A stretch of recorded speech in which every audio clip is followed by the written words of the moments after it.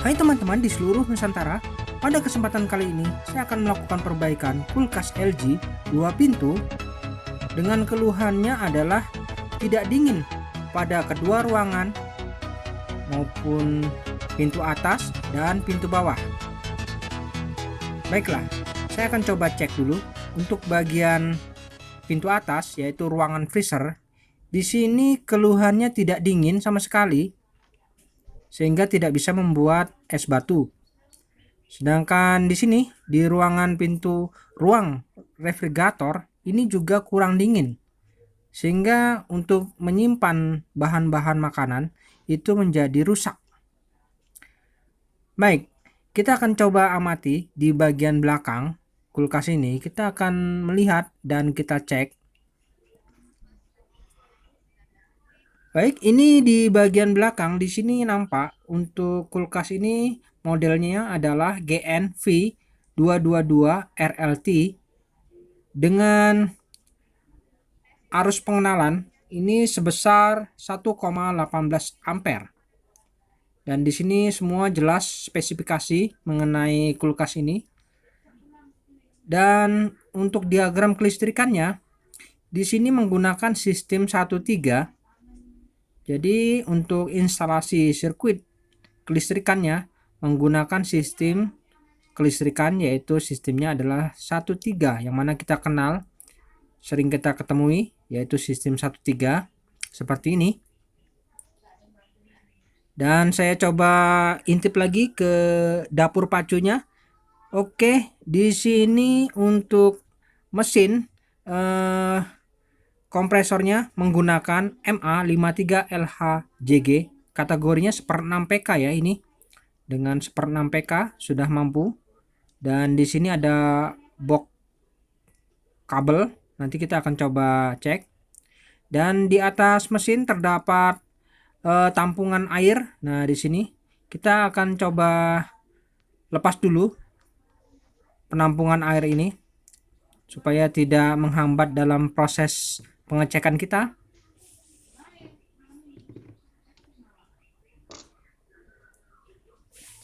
Oke, saya lepas dulu. Wah, ternyata banyak betul tampungan air ya, teman-teman. Oke, kita buang dulu ya airnya.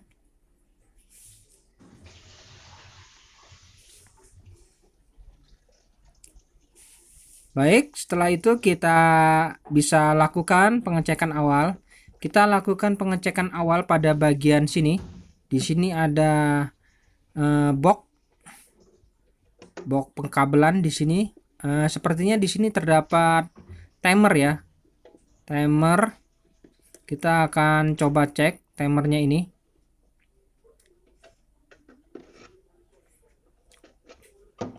Oke, sudah terlepas. Nah, ini timernya menggunakan timer besar ya. Kita lepas dulu timernya.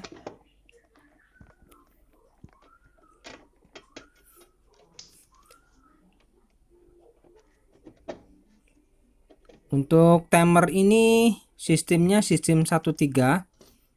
Jadi kita akan cek apakah timer ini bekerja atau tidak.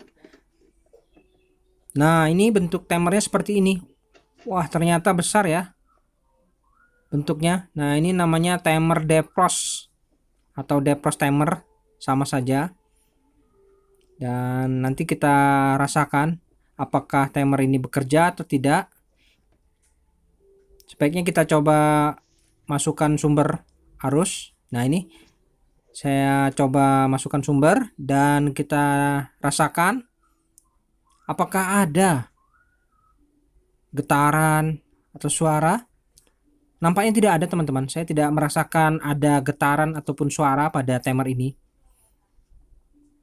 Dan untuk mesin kompresornya juga tidak bekerja. Tidak saya rasakan getarannya sama sekali. Seharusnya kompresor ini kalau normal dia harus bekerja.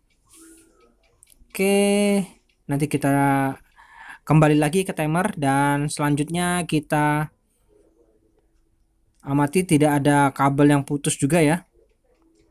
Dan cabut saja dulu.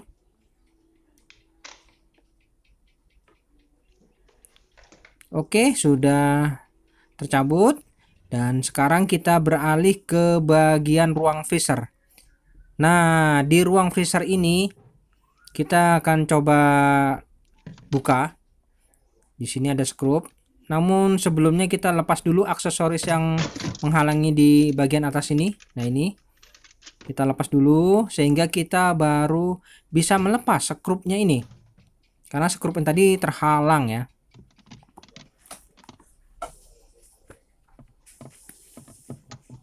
Nah, ini skrupnya kita lepas dulu. Dan kemudian kita tinggal bisa langsung melepas untuk bagian cup freezer ini. Tinggal tarik saja, sudah lepas ya. Sudah. Ini lapisan yang pertama sudah terlepas dan kita harus lepas lapisan kedua. Nah, untuk melepas lapisan kedua ini tinggal tarik, namun di situ ada kancingan-kancingan yang harus kita renggangkan terlebih dahulu. Kemudian kita bisa sambil tarik. Oke, sudah lepas. Nah, mudah saja memang cara membukanya.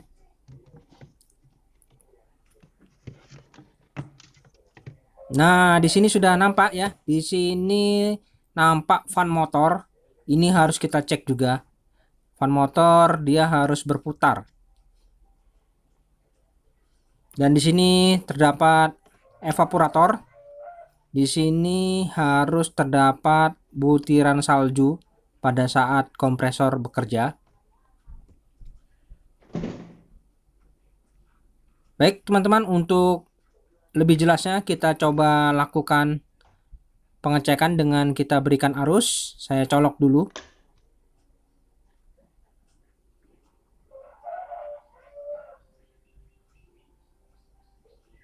Oke, kita lihat untuk di ruang refrigerator ya, lampu sudah menyala, artinya sudah teraliri arus ya kulkas ini. Dan lampu cara kerjanya juga normal. Namun untuk bagian freezer kita lihat. Nah, untuk fan motornya tidak berputar. Artinya di sini kalau fan tidak berputar berarti apakah kompresor bekerja? Apabila kompresor bekerja, di sini akan terasa dingin di bagian evaporator. Baiknya kita coba raba, kita rasakan pelan-pelan apakah ada di sini di pipanya ini terasa hawa dingin. Nampaknya tidak ada ya teman-teman, saya tidak merasakan hawa dingin. Artinya evaporator ini tidak dingin sehingga tidak bisa normal. Jadi sudah diketahui penyebabnya. Karena kompresor tidak bekerja, fan tidak bekerja, makanya kulkas ini tidak dingin. Oke, saya cabut dulu.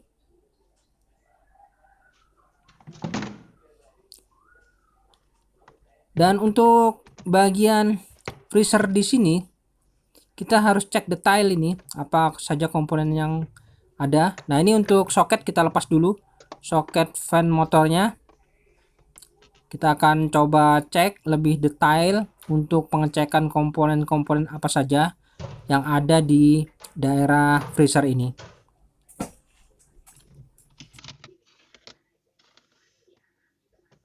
Dan selanjutnya di sini ada fuse derajat dan di sini kita harus cek ya.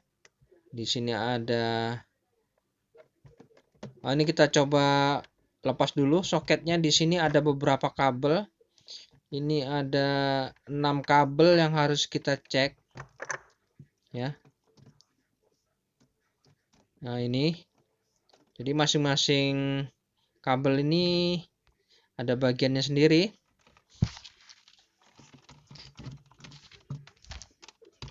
Oke, yang pertama saya melakukan pengukuran pada bagian header ya. Bagian header kita coba cek. Di sini kabel untuk header ini warna merah. Wah, ini warna merah. Kita cek apakah kondisi header ini bagus, tidak putus. Oh ya, jarum bergerak ya, berarti ini headernya bagus ya. Kemudian kita cek juga untuk fuse derajatnya nih. Nah, ini kabel merah dan biru nih. Nah, ini kita ukur apakah fuse derajatnya ini masih bagus. Kita coba ukur. Ya, itu bergerak, artinya ini bagus ya. Berarti untuk header dan fuse derajat bagus ya, tidak ada masalah. Jadi sebaiknya kita cek lagi di ini ada namanya defrost bimetal.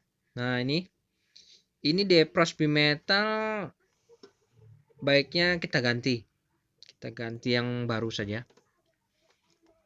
Nah, ini defrost bimetal karena sering terjadi kerusakan di komponen ini. Ini saya potong dulu karena langsung saja kita langsung ganti saja, tidak perlu diukur ini.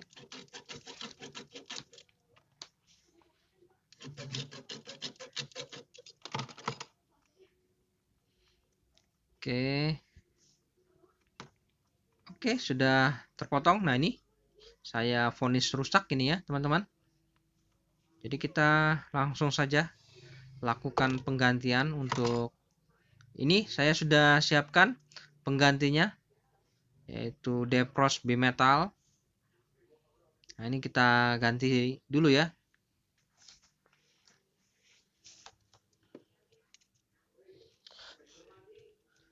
Kita langsung saja sambungkan untuk defrost bimetal ini. Ini biarpun bolak-balik tidak masalah sih teman-teman. Jadi bebas ini mau yang mana terserah, ini bebas.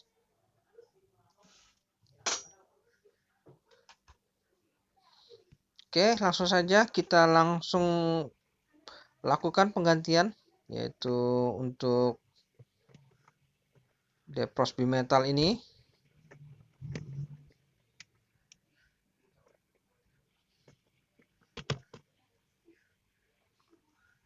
Dan sambil dilakukan ini pengisolasian ya setelah disambung supaya lebih aman.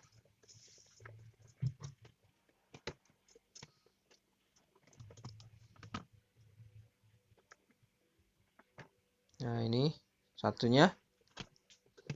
Sepertinya untuk kerusakan kulkas 2 pintu ini kebanyakan sih kerusakan di bagian ini. Memang defrost bimetal ini sering sekali mengalami kerusakan. Mungkin ya karena usianya sudah lama, memang sudah waktunya, jadi memang harus dilakukan penggantian. Dan setelah itu kita coba kembalikan ke posisi semula, yaitu diikat di samping ini. Dan kemudian kita rapikan saja kabel-kabel. Soket sudah terpasang. Dan untuk soket fan, nah ini yang rusak ya, kita vonis rusak ini. Dan ini soket fan-nya ini kita kembalikan lagi ke posisi semula.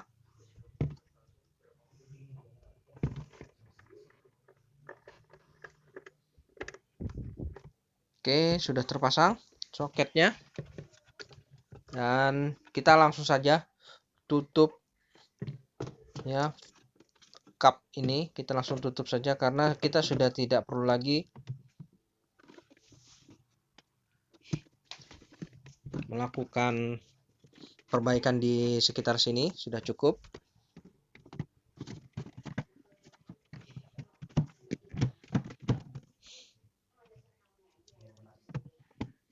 Dan jangan lupa di skrup ya teman-teman untuk pemasangan cupnya ini.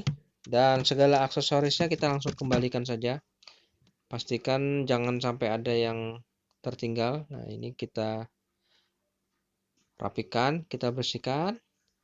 Dan setelah itu kita mulai lagi ke belakang ya teman-teman. Nah, di sini ini untuk timer ya, timernya kan besar ini ya. Ini kemungkinan sih bisa rusak ya. Jadi kita lakukan penggantian saja.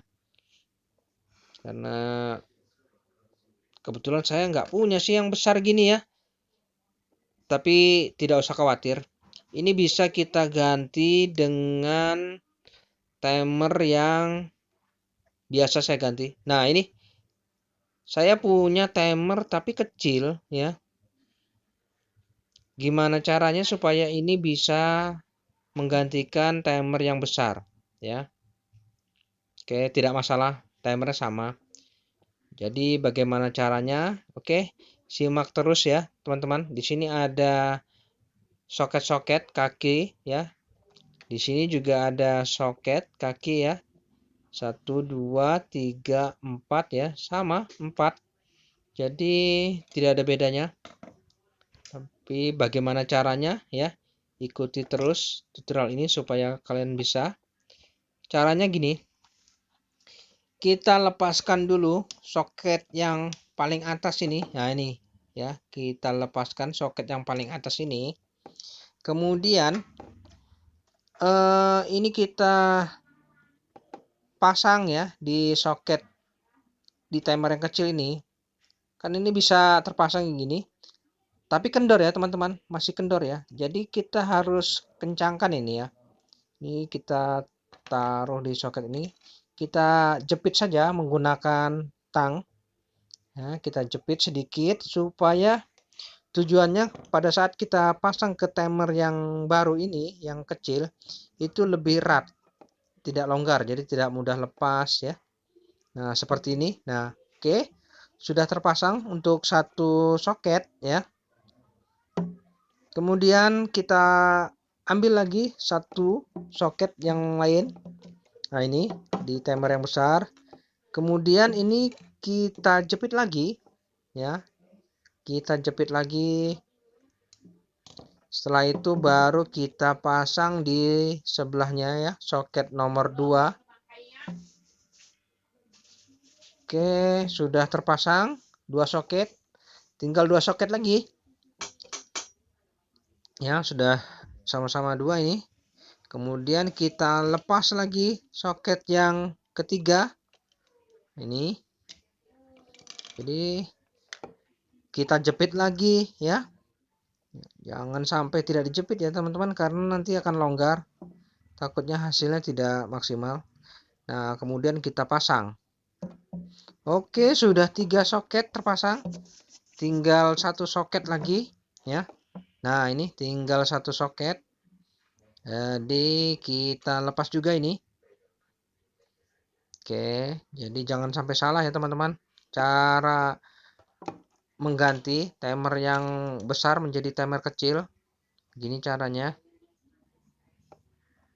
Oke, jepit sedikit ya, baru kita pasang.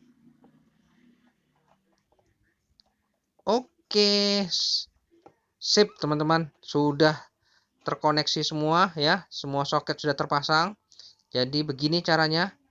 Kalau kalian bingung ya, tidak punya timer yang besar, masih ada solusi. Kita ganti saja menggunakan timer yang kecil. Yang penting sistemnya sama ya, sistemnya sistem 1-3. Oke, dan kemudian kita pasang di sekrup. Tapi ini untuk penyekrupan jangan terlalu erat, kasih longgar sedikit supaya bebas.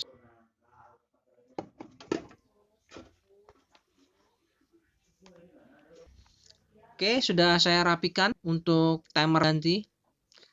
Dan kemudian kita posisi ini penampungan air ya, kita rapikan karena saya rasa untuk perbaikan ini sudah cukup.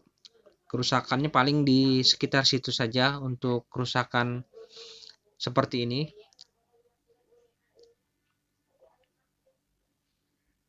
Oke, sudah terpasang.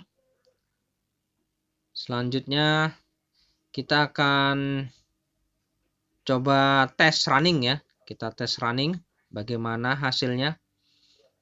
Saya berikan arus pada sumber. Bismillahirrahmanirrahim. Semoga tidak ada kendala. Oke, kita coba dengarkan. Oke, sip. Ini mesin kompresor bergetar dan bekerja ya, normal. Oke, jadi mesin kompresor sudah bekerja. Dan coba kita cek lagi di bagian freezernya. Kita dengarkan dan rasakan hawa fan motornya. Wah, mantap ini. Jadi pengaturan suhunya juga kita cek. Taruh saja di normal. Oke, untuk pintu freezer sepertinya sudah aman. Dan untuk ruangan refrigeratornya kita cek lampu-lampunya. Oke, normal sudah. Dan pengaturan suhu juga kita taruh saja di normal, sudah cukup. Oke, sepertinya kita coba raba di bagian dinding-dinding bagian belakang ini. Di sini harus hangat ya. Wah, mantap ini sudah hangat, artinya sistem sudah bekerja dan kita tinggal merapikan saja ini. Oke, sudah saya rapikan dan untuk pengujian ya, pastikan kondisi ini sudah normal.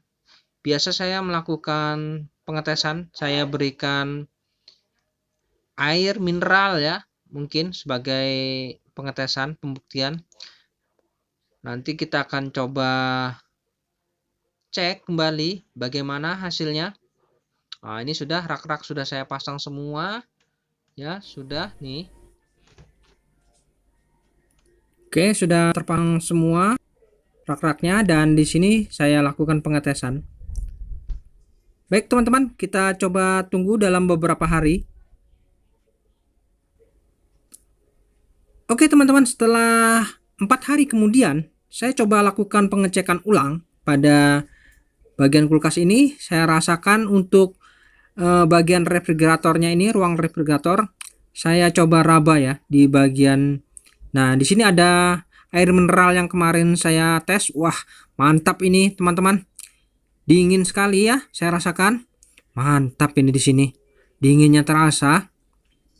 Oke, untuk ruang refrigerator normal dan untuk bagian freezernya, ruang freezer, wah ini hembusan hawa dinginnya sudah terasa ini di sini. Dan untuk proses pembuatan es batunya sempurna ini teman-teman. Coba kita lihat untuk pembentukan esnya. Di sini kemarin saya ada coba sempat buat air yang saya bekukan. Nah, ini wah, hasilnya ternyata sempurna, teman-teman. Ya. Beku, keras. Di sini terdapat strup yang sudah membeku juga, artinya ini sudah normal. Baik, teman-teman, sampai di sini dulu perjumpaan video saya dan kita akan ketemu lagi pada video saya selanjutnya. Sampai jumpa.